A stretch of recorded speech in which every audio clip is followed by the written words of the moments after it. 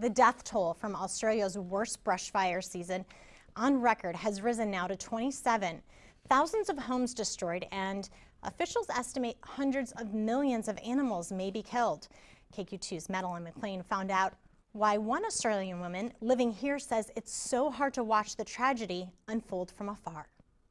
Bushland, and the minute one of those embers goes, it's horrible. Firefighters in Australia are still battling those deadly bushfires that have burned more than 15 million acres and destroyed more than 2,000 homes. When it's windy like that, all it takes is one leaf to light a whole new fire up. Claire Clark lives here, but she's from Western Australia.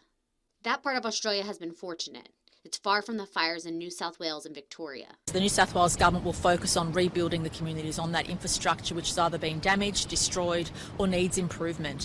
But the fires are not far from people she loves. A month ago, she was in Sydney visiting family. The smoke was so thick. The sun was it was the most eerie colour.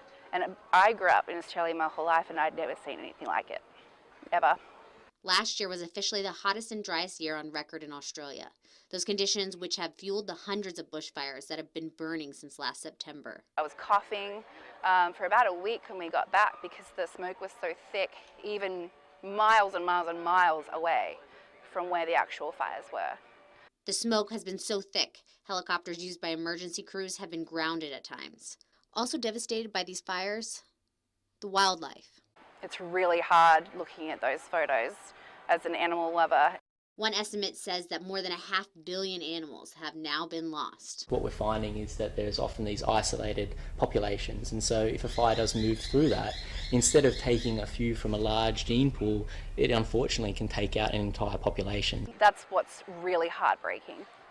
Yeah, because you can rebuild a house, you can't save people's lives or animals' lives. Reporting in St. Joseph, Madeline McLean, KQ2 News.